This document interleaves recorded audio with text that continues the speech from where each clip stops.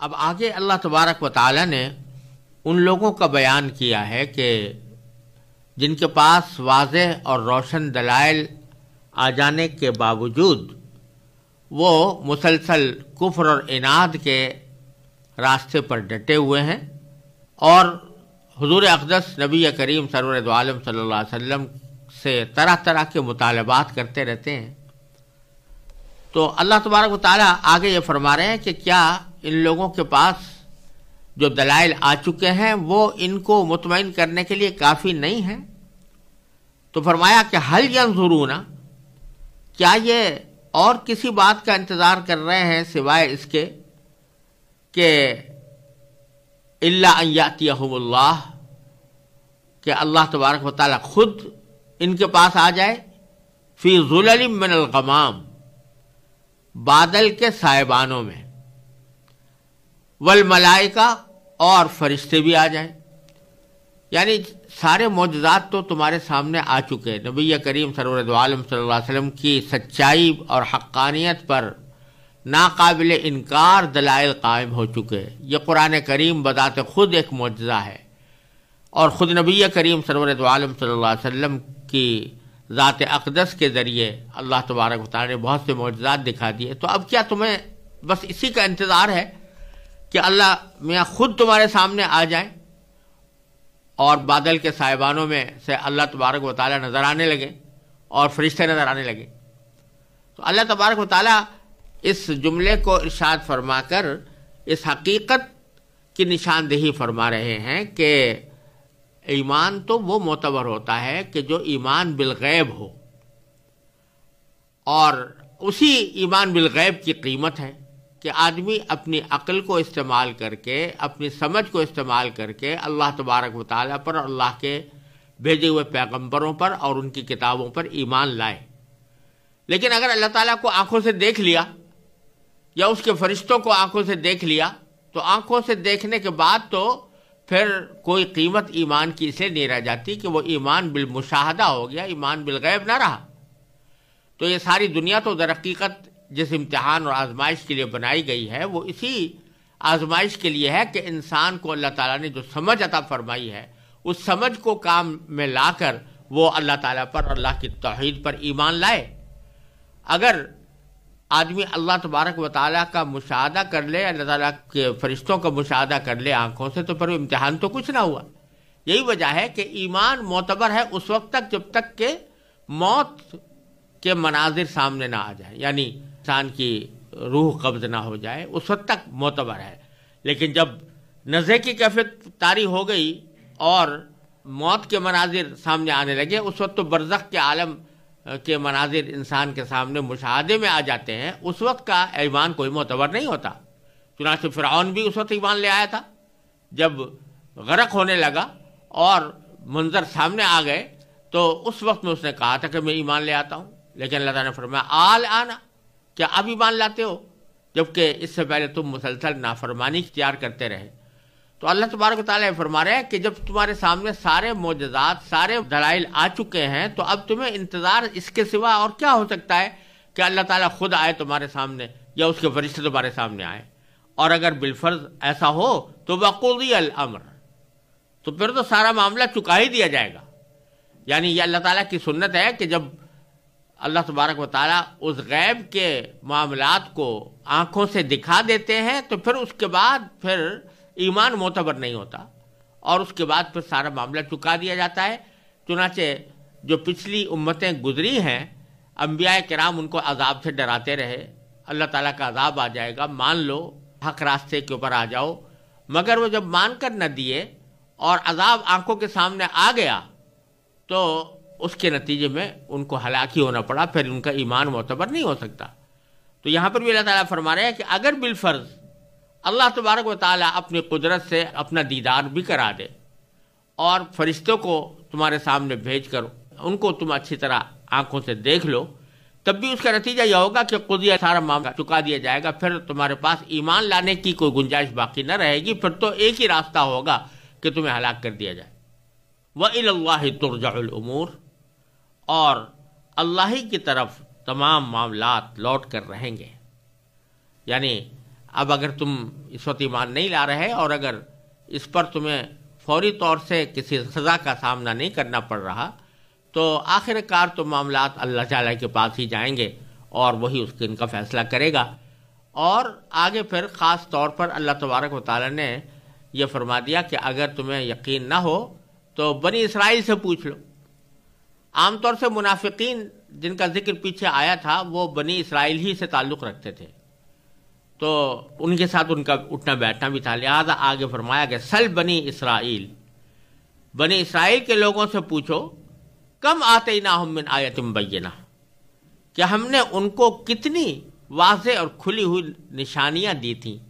یعنی کھلے کھلے معجزات ان کے سامنے آئے تھے. حضرت موسیٰ علیہ السلام عصا کا معجزہ لے کر آئے، وہ عصا سانپ بن جاتا تھا. پھر حضرت موسیٰ علیہ السلام ہی کے عصا کے ذریعے اللہ تعالیٰ نے 12 چشمے پھوٹ کر دکھائے گئے، اور پھر نہ جانے کتنے معجزات حضرت موسیٰ علیہ السلام کے ذریعے اللہ تعالیٰ نے ظاہر فرمائے.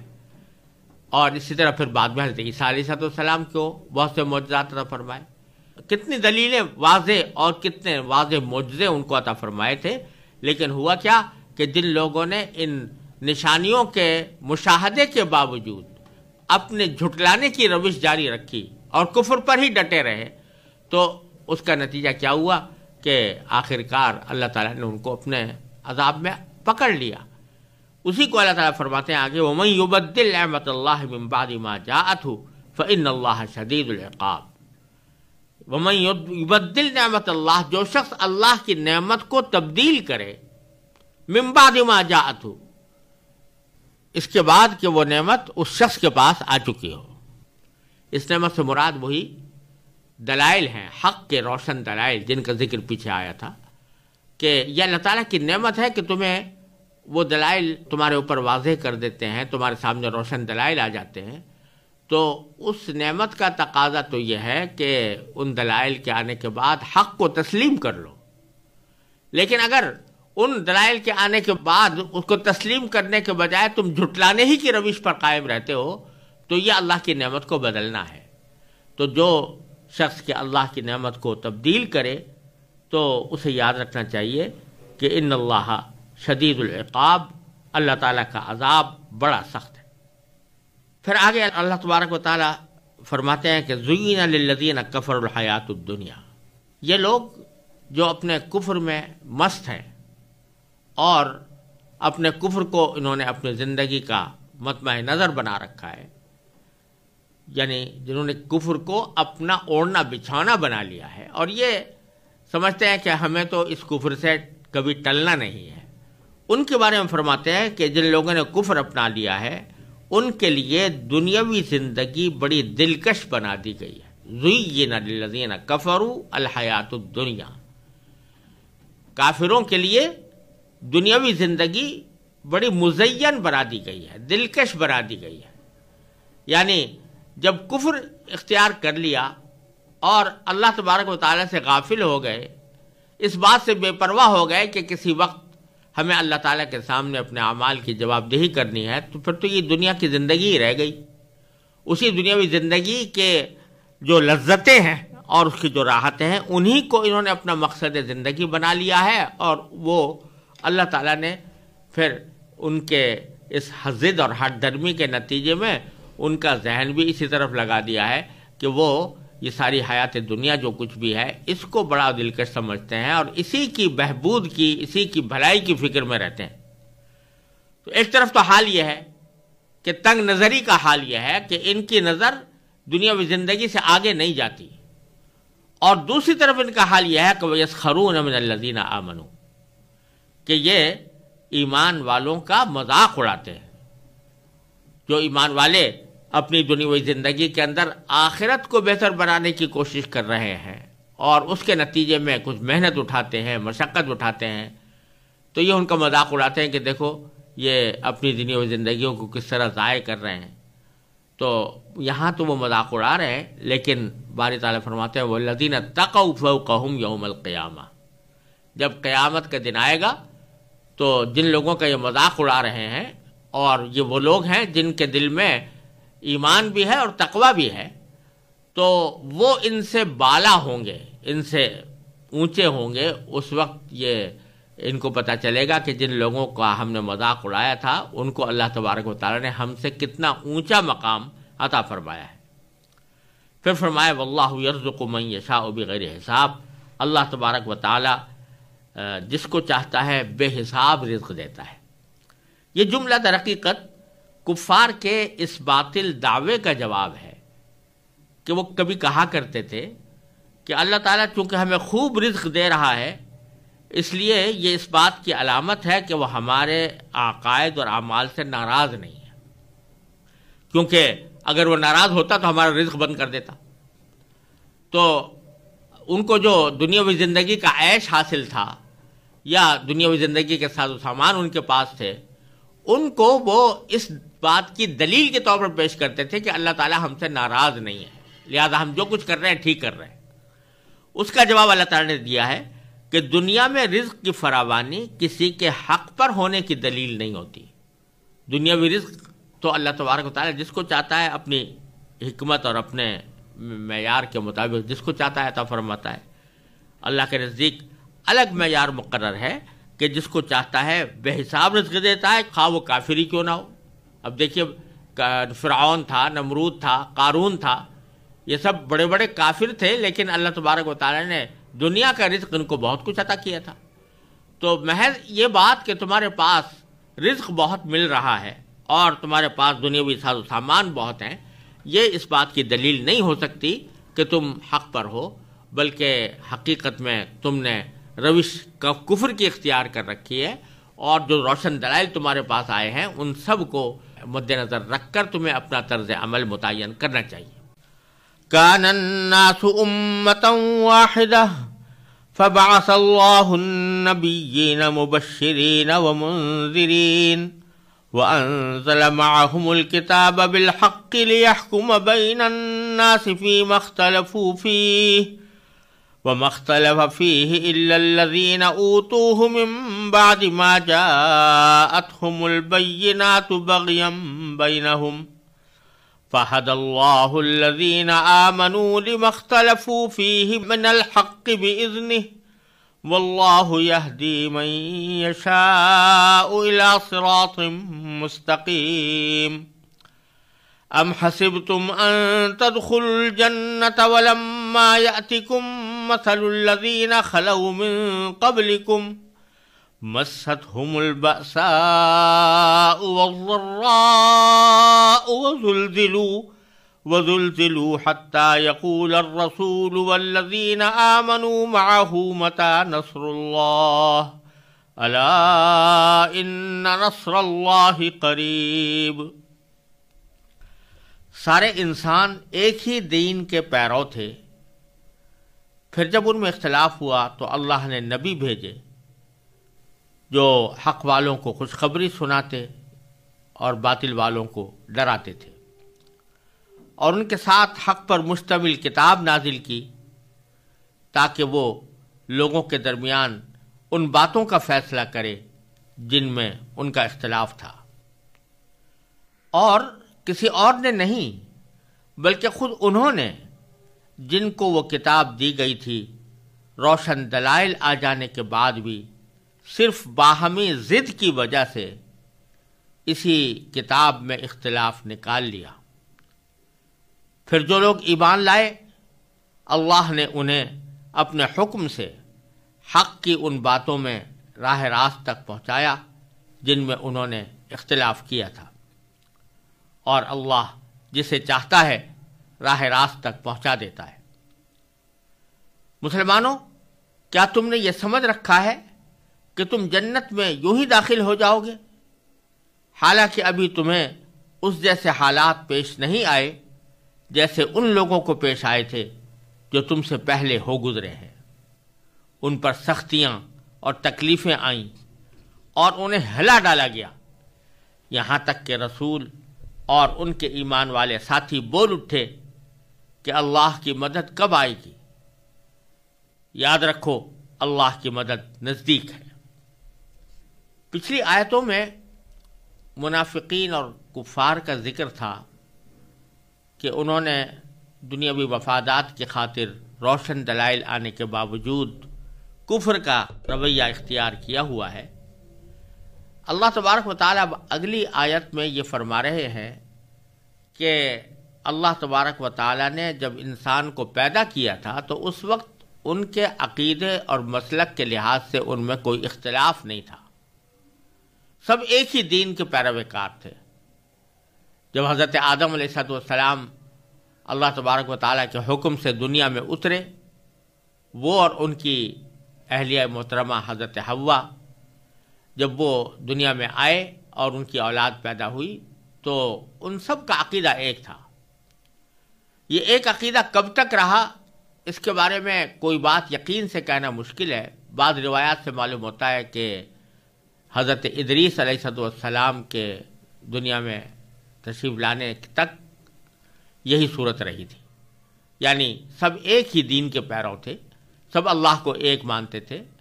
سب اللہ تبارک و تعالیٰ کے سامنے آخرت میں جواب دہی کے معتقد تھے۔ بعد میں پھر رفتہ رفتہ اختلافات پیدا ہوئے۔ پہلے اللہ تعالیٰ نے فرمایا کان الناس امۃ واحدہ، یعنی شروع میں سارے انسان ایک ہی امت تھے، اور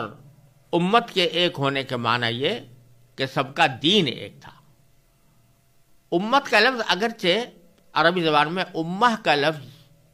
کسی بھی جماعت کے مجموعے کے اوپر دلالت کرتا ہے، لغوی اعتبار سے کسی بھی گروہ کو امہ کہا جا سکتا ہے، لیکن یہاں پر اللہ تبارک و تعالیٰ نے جس معنی میں اس کو استعمال کیا ہے اس کا مطلب یہ کہ ایک ایسی قوم یا ایسی ملت یا ایسا گروہ جو عقیدے کے اعتبار سے ایک دوسرے کے ساتھ وحدت رکھتا ہو۔ تو کان الناس امۃ واحدہ کے معنی یہ ہوئے کہ سب لوگ ایک امت تھے، یعنی سب لوگوں کا دین ایک تھا، سب کا عقیدہ ایک تھا، ان کے عقیدے اور دین میں کوئی اختلاف نہیں تھا۔ اور اسی سے یہ بات معلوم ہو رہی ہے کہ امت واحدہ در حقیقت اگر قائم ہو سکتی ہے تو وہ عقیدے کی بنیاد پر قائم ہو سکتی ہے، اور اسی کو امت واحدہ اللہ تبارک و تعالیٰ نے قرار دیا ہے۔ بہرحال کہنے کا مقصد یہ ہے کہ شروع میں تمام انسان ایک امت تھے، یعنی سب کا عقیدہ ایک تھا، سب توحید کے قائل تھے، سب اللہ تعالیٰ کے سامنے جواب دہی کے قائل تھے۔ پھر آگے فرماتے ہیں باری تعالیٰ فبعث اللہ النبیین، پھر اللہ نے انبیاء کرام کو بھیجا۔ یہاں بیچ میں ایک جملہ محذوف ہے، یہ قرآن کریم کا خاص اسلوب ہے کہ جو بات خود سیاق کلام سے سمجھ میں آ رہی ہو اس کے لیے بعض اوقات اللہ تبارک و تعالیٰ کوئی جملہ براہ راست لانے کے بجائے اس کو سننے والے کے اعتماد پر چھوڑ دیتے ہیں۔ تو در حقیقت ایک جملہ یہاں پر محذوف ہے، وہ یہ کہ سب لوگ ایک امت تھے، یعنی ایک عقیدے کے حامل تھے، پھر اختلاف پیدا ہوا ان کے درمیان۔ جب اختلاف ہوا، کسی نے کوئی دوسرا عقیدہ اختیار کر لیا، کسی نے دوسرا عقیدہ اختیار کر لیا، تو اب یہ طے کرنے کے لیے کہ اصل عقیدہ کیا تھا اور کون سا عقیدہ درست ہے، اللہ تبارک و تعالیٰ نے انبیاء کرام کو بھیجا۔ فبعث اللہ النبیین، اللہ تبارک و تعالیٰ نے نبی بھیجے، یعنی اپنے پیغمبر نازل فرمائے، مبشرین، جو ایک طرف خوشخبری سنانے والے تھے، یعنی ان لوگوں کو جو صحیح عقیدے کی پیروی کریں اور صحیح اعمال اختیار کریں ان کو جنت کی خوشخبری سنانے والے تھے، وہ منذرین، اور دوسرے ان لوگوں کو آگاہ کرنے والے اور ڈرانے والے تھے جنہوں نے غلط عقیدہ اور غلط روش اختیار کی ہو۔ وَأَنزَلَ مَعَهُمُ الْكِتَابَ بِالْحَقِّ، اور اللہ تعالیٰ نے ان کے ساتھ کتاب بھیجی حق کے ساتھ، یعنی جو ایسی کتاب جو حق پر مشتمل تھی، آسمانی کتاب، کیونکہ انسانوں کے درمیان تو آپس میں اختلاف ہو رہا تھا، وہ اپنی رائے اور اپنی عقل کے ذریعے مختلف راہیں اختیار کیے ہوئے تھے اور کوئی دوسرے کی بات ماننے کو تیار نہیں تھا، تو اس کا فیصلہ اسی طرح ہو سکتا تھا کہ اللہ تبارک و تعالیٰ اپنی طرف سے کوئی کتاب نازل فرمائیں اور کوئی پیغمبر بھیجیں جو ان کو بتائے کہ صحیح راستہ کیا ہے۔ تو یہ کتاب اللہ تعالیٰ نے نازل فرمائی بالحق، حق بات کے پر مشتمل، لیحکم بین الناس، تاکہ وہ فیصلہ کر دے لوگوں کے درمیان، فی مختلفوا فیہ، ان معاملات میں جن میں ان کا اختلاف ہو رہا تھا۔ تو آئی تو تھی کتاب اس غرض سے کہ لوگ جو مختلف راستوں میں بٹ گئے تھے اور مختلف عقیدے انہوں نے اختیار کر لیے تھے، ان کے درمیان حق بات کا فیصلہ کریں۔ اس کا تقاضا یہ تھا کہ جو لوگ مختلف راستوں پر چل رہے ہیں وہ اس روشن کتاب کے آ جانے کے بعد اپنی پچھلی رائوں کو چھوڑ کر، اپنے پچھلے عقیدوں کو چھوڑ کر اس حق کی پیروی کریں۔ لیکن ہوا یہ کہ اس کتاب کے آ جانے کے بعد بھی بجائے اس کے کہ لوگ اس کی پیروی کرتے، انہوں نے اس کتاب ہی سے اختلاف کرنا شروع کر دیا اور کہنا شروع کر دیا کہ ہم اس کتاب کو نہیں مانتے یا اس کتاب کی فلاں بات کو نہیں مانتے۔ تو آگے اللہ تعالیٰ فرماتے ہیں وَمَا اخْتَلَفَ فِيهِ إِلَّا الَّذِينَ أُوتُوهُ مِن بَعْدِ مَا جَاءَتْهُمُ الْبَيِّنَاتُ۔ یہ ایک طرح سے ایک گویا افسوس کا سا کلمہ ہے کہ باوجود اس حق کے آ جانے کے افسوس ہے کہ اختلاف بھی انہی لوگوں نے کیا جن کو وہ کتاب دی گئی تھی۔ اور کب کیا؟ من بعد ما جاءتهم البینات، جبکہ ان کے پاس روشن دلائل آ چکے تھے، اس کتاب کی حقانیت کے دلائل آ چکے تھے، نبی کی سچائی کے دلائل آ چکے تھے، مختلف معجزات انہوں نے آنکھوں سے دیکھ لیے تھے۔ اس کے باوجود وہ اختلاف کے راستے پر گامزن رہے۔ کیوں رہے؟ بغیم بینہم، آپس کی ضد کی وجہ سے۔ یعنی بات یہ نہیں تھی کہ حق ان پر واضح نہیں ہوا تھا، حق واضح ہو چکا تھا، لیکن چونکہ انہوں نے اپنے عقیدے کو، اپنے مسلک کو، اپنے طریقہ کار کو اپنی انا کا مسئلہ بنا لیا تھا، لہذا اب اگر حق کی بات ان کو کوئی کہی جاتی تو ان کو اپنی ہیٹی محسوس ہوتی تھی، اپنی کمزوری محسوس ہوتی تھی کہ ہم اپنی پچھلی بات سے واپس آئیں۔ لہذا وہ ضد کی وجہ سے، آپس کی ضدہ ضدی کی وجہ سے وہ اختلاف کرتے رہے۔ لیکن ایک طرف تو یہ لوگ تھے، دوسری طرف اللہ تعالیٰ فرماتے ہیں فَهَدَى اللَّهُ الَّذِينَ آمَنُوا، جو لوگ ایمان لائے ان کو اللہ تعالیٰ نے ہدایت دی۔ کس بات کی ہدایت دی؟ لِمَا اخْتَلَفُوا فِيهِ مِنَ الْحَقِّ بِإِذْنِهِ، کہ ان کو حق کی ان باتوں میں راہ راست تک پہنچایا جن میں انہوں نے اختلاف کیا تھا، جن باتوں میں وہ اختلاف کر رہے تھے اس میں اللہ تعالیٰ نے اس کتاب کے ذریعے ان کو صحیح راستے کی ہدایت دے دی۔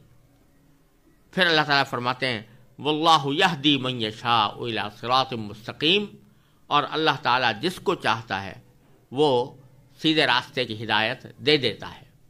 یعنی جب اللہ تبارک و تعالیٰ کسی کو ہدایت دینا چاہے تو وہ جس کو چاہتا ہے دے دیتا ہے۔ تو سبھی کو راستہ دکھانے کی حد تک تو سبھی کو ہدایت دی تھی، لیکن راستے اور منزل تک پہنچانے کے معنی میں اللہ تعالیٰ جس کو چاہتے ہیں اس کو راستے کی ہدایت عطا فرماتے ہیں۔ یہاں تک تو ان کافروں کا اور منافقوں کا ذکر تھا جنہوں نے حق سے اعراض کیا، حق سے منہ موڑا، اس کی مخالفتیں کیں۔ اب آگے اگلی آیت میں مسلمانوں سے خطاب ہے۔ مسلمانوں سے خطاب اس لیے کیا گیا ہے کہ کفار کی جس روش کا ذکر فرمایا گیا اور منافقین کے جس طرز عمل کا پیچھے ذکر آیا ہے، اس میں یہ بات داخل ہے کہ وہ ایک طرف تو حق کا انکار کرتے تھے اور دوسری طرف جو لوگ حق کو قبول کر چکے ہیں، ایمان لا چکے ہیں، ان کو تکلیفیں پہنچاتے تھے، طرح طرح کی اذیتوں سے ان کو دوچار کر رہے تھے۔ تو اللہ تبارک و تعالیٰ اب مسلمانوں کو تسلی دیتے ہیں کہ ان مصیبتوں اور ان تکلیفوں سے گھبرانا تمہارا شیوا نہیں ہونا چاہیے، اس لیے کہ جنت اتنی سستی نہیں ہے۔ اللہ تبارک و تعالیٰ نے تمہارے لیے جو جنت کا انعام رکھا ہے وہ اتنا سستا نہیں ہے کہ بغیر کسی معمولی مشقت کے تم اس میں داخل ہو جاؤ۔ چنانچہ فرمایا کہ ام حسبتم ان تدخلوا الجنہ،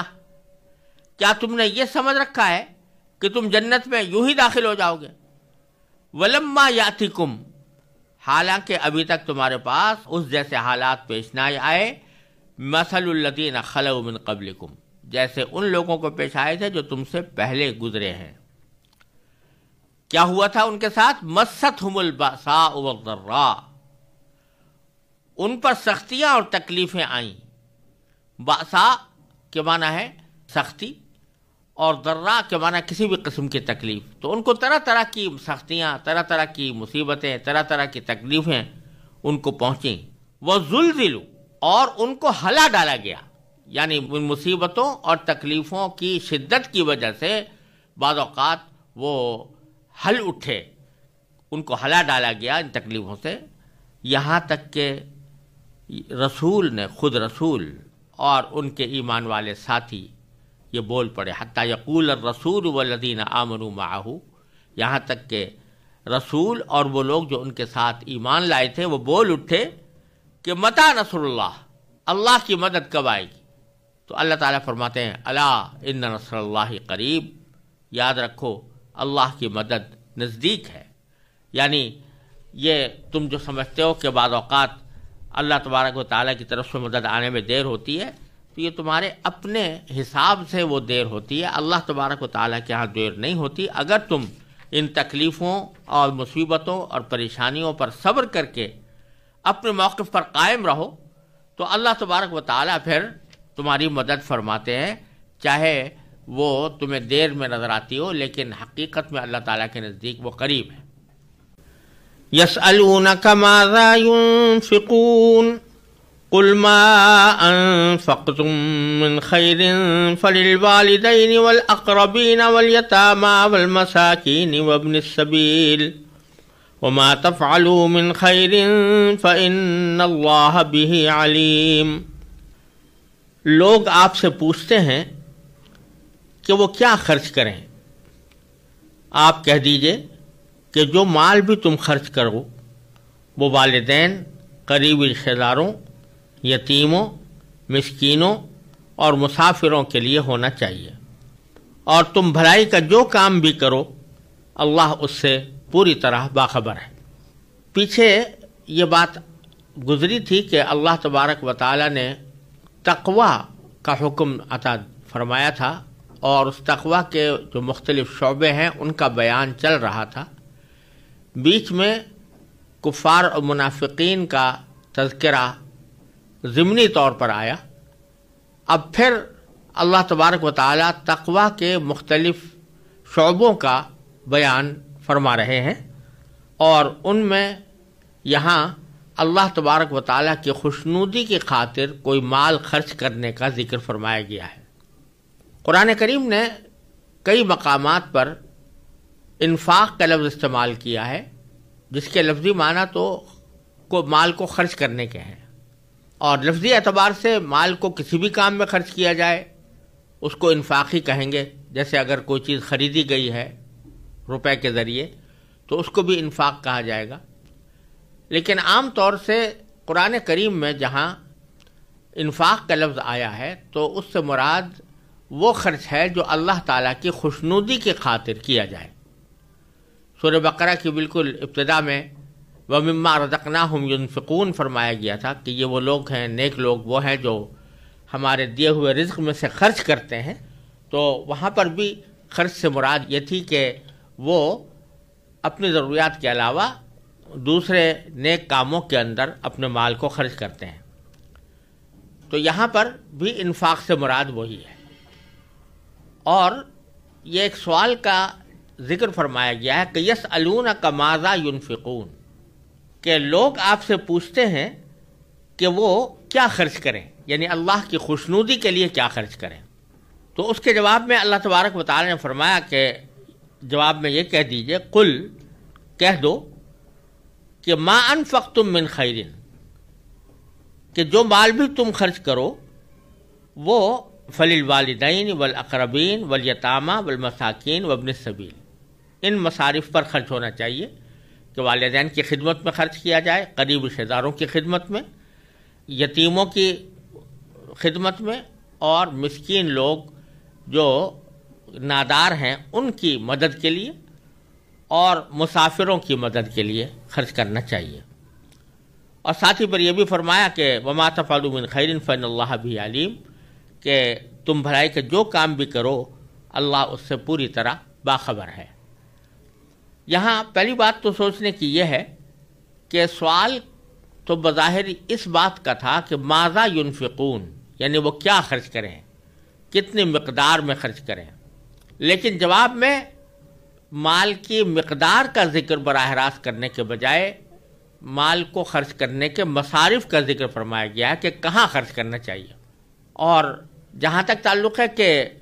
کتنا خرچ کرنا چاہیے، اس کے لیے 3 آیتوں کے بعد پھر دوبارہ اسی مضمون کو اللہ تبارک و تعالی نے ظاہر فرمایا ہے. اور اس کی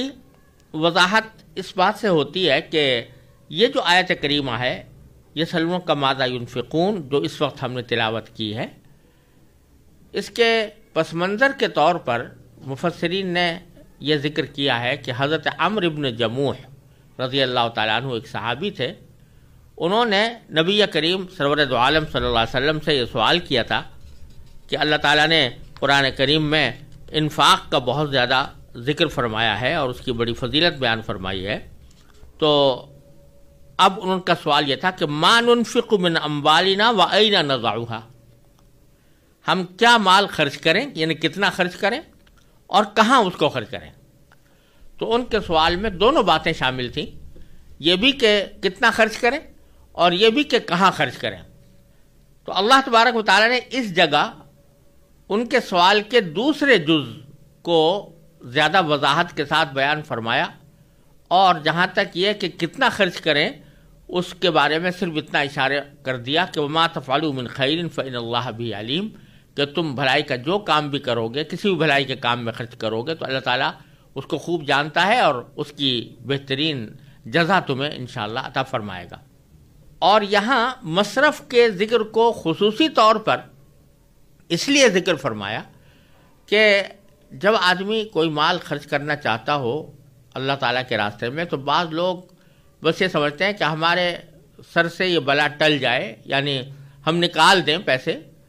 اس بات کا ان کو دھیان نہیں ہوتا کہ کسی صحیح مصرف پر خرچ کریں، ایسی جگہ خرچ کریں جہاں واقعتاً ضرورت بھی ہو اور جہاں اللہ تبارک و تعالیٰ کو خرچ کرنا پسند بھی ہو اور اس پر اجر و ثواب بھی ملے.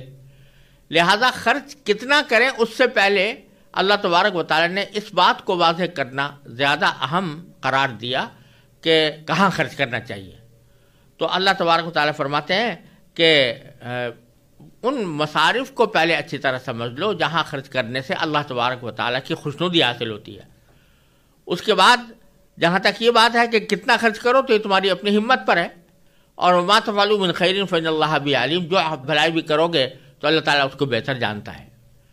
پھر آگے 3 آیتوں کے بعد دوبارہ یہ سوال دہرایا وَيَسْأَلُونَكَ مَاذَا يُنْفِقُونَ، اس وقت میں کتنا خرچ کرنے کا براہ راست ذکر بھی فرما دیا ہے، جس کی تفصیل انشاءاللہ 3 آیتوں کے بعد آئے گی. لیکن یہاں اللہ تبارک و تعالیٰ کا ماذا ينفقون یعنی کیا خرچ کریں کے جواب میں مصارف کا بیان فرمانا کہ کہاں کہاں خرچ کرو، یہ در حقیقت اشارہ اس طرف ہے کہ مصرف کی بڑی اہمیت ہے. تم نے اپنی طرف سے پیسے خرچ تو کر دیے، لیکن یہ نہ دیکھا کہ وہ صحیح جگہ پر پہنچے اور صحیح ضرورت کو پوری کریں، اور وہ واقعتاً وہ کام جس کے لیے پیسے دے رہے ہو وہ اللہ تعالیٰ کو راضی کرنے والا ہو. اس واسطے اس کو پہلے سمجھ لو. چنانچہ یہاں اللہ تبارک و تعالیٰ نے 5 مصارف کا ذکر فرمایا ہے کہ ایک تو والدین کو دیو، والدین کو دو. یہاں یہ سمجھ لینا چاہیے کہ یہ سارا ذکر جو ہو رہا ہے یہ نفلی انفاق کا ہو رہا ہے، زکوٰۃ کا یہاں ذکر نہیں ہے. زکوٰۃ کے لیے اللہ تعالیٰ نے الگ مصارف بیان فرمائے ہیں، وہ انشاءاللہ آئندہ سورہ توبہ میں آئیں گے. لیکن یہاں پر جو ذکر ہو رہا ہے وہ اس بات کا ہے کہ کوئی شخص نفلی طور پر مال اللہ تعالیٰ کے راستے میں خرچ کرنا چاہتا ہے تو اس کا پہلا مصرف جو ہے فرمایا کہ والدین ہیں. تو والدین کو زکوٰۃ تو نہیں دی جا سکتی، والدین اگر غریب بھی ہوں تو ان کو زکوٰۃ نہیں دی جا سکتی. اسی طرح والدین اگر اپنی اولاد کو زکوٰۃ دینا چاہیں تو زکوٰۃ نہیں دی جا سکتی، اس لیے کہ والدین اور اولاد میں ایسا رشتہ ہوتا ہے کہ اگر وہ ایک دوسرے کو کچھ دیں تو یہ ایسا ہے جیسے کسی شخص نے ایک جیب سے پیسے نکال کر دوسری جیب پہ ڈال دیے. اس لیے زکوٰۃ تو اس سے ادا نہیں ہوتی. لیکن زکوٰۃ کے علاوہ والدین کی جو خدمت بھی کی جائے، ان کے لیے کوئی ہدیہ لے آئیں، کوئی تحفہ لے آئیں، کوئی ان کی ضرورت پوری کر دیں، کوئی بیمار ہوں تو ان کی دوا دارو کا انتظام کر دیں، یہ سارے کے سارے فللوالدین کے اندر داخل ہے، تو والدین کو راحت پہنچانا. اور اس کو اللہ تعالیٰ نے مقدم فرما کر اشارہ اس بات کی طرف کر دیا کہ بعض لوگ یہ سمجھتے ہیں کہ ہم اپنے والدین پر جو خرچ کر رہے ہیں یہ کوئی ثواب کا کام نہیں ہے، یا یہ تو ہماری دنیا داری کا کام ہے. تو یہ بات درست نہیں، بلکہ وہ الوالدین کے اوپر خرچ کرنا اور ایسا خرچ کرنا جس سے ان کو راحت ملے، یہ انسان کے لیے بہت موجب اجر ہے. پھر دوسرا مسئلہ فرمایا والاقربین، یعنی قریبی رشتہ دار. تو قریبی رشتہ داروں کو مال دینا، ان کے اوپر پیسے خرچ کرنا، ان کی ضروریات پوری کرنا، ان کی حاجتیں رفع کرنا اور مشکل مواقع پر ان کے کام آنا، یہ ساری باتیں رشتہ داروں کے ساتھ حسن سلوک سے تعلق رکھتی ہیں اور اس کا بڑا اجر و ثواب ہے. صدقہ صرف یہی نہیں ہے کہ آپ کسی اجنبی کو پیسے دے دیں، بلکہ اپنے قریب رشتہ دار ہیں، وہ سارے کے سارے حقدار ہیں، اور ان کو دینے کے اندر بھی وہی ثواب ملتا ہے جو کسی اجنبی کو صدقہ دینے سے ملتا ہے، بلکہ اس سے زیادہ، کیونکہ صدقے کا اس میں ثواب ہوتا ہے اور ساتھ ساتھ صلہ رحمی کا بھی اس میں ثواب ملتا ہے. اور یہ جو دوسرے رشتہ دار ہیں ان کو زکوٰۃ بھی دی جا سکتی ہے. صرف دو رشتے ایسے ہیں جن پر زکوٰۃ نہیں دی جا سکتی. ایک باپ بیٹے کو یا ماں بیٹے کو نہیں دے سکتے، ان کے درمیان آپس میں ایک دوسرے کو زکوٰۃ نہیں دی جا سکتی. اور دوسرے شوہر بیوی اور بیوی شوہر کا جو رشتہ ہے اس میں زکوٰۃ ادا نہیں ہوتی. شوہر بیوی کو زکوٰۃ نہیں دے سکتا، بیوی شوہر کو زکوٰۃ نہیں دے سکتی. باقی جتنے بھی رشتے ہیں، وہ چاہے بھائی ہو، بہن ہو، چچا ہو، پھوپھی ہو، جتنے بھی رشتہ دار ہیں ان سب کو اگر وہ صاحب نصاب نہیں ہیں اور مستحق زکوٰۃ ہیں تو ان کو زکوٰۃ بھی دی جا سکتی ہے، اور زکوٰۃ کے علاوہ دوسرے صدقات بھی ان کو دیے جا سکتے ہیں. پھر فرمایا والیتامى، یعنی یتیم، جو بچے یتیم رہ گئے ہوں تو ان کی کفالت کرنے والا کوئی نہ ہو، یا یہ کہ وہ حاجت مند ہوں، تو ان کے اوپر خرچ کرنا یہ بھی بہت بڑی عظیم فضیلت کی چیز ہے. والمساکین، مساکین مسکین کی جمع ہے، اور مسکین کا ترجمہ اردو میں نادار سے کرنا مناسب ہے، یعنی ایسے لوگ جن کے پاس کچھ ہے نہیں، جو اپنی ان کی ضروریات کے لیے کافی ہو، تو ان کے اوپر خرچ کرنا بڑی فضیلت کی چیز ہے. اور یہ بھی ایسی چیز ہے کہ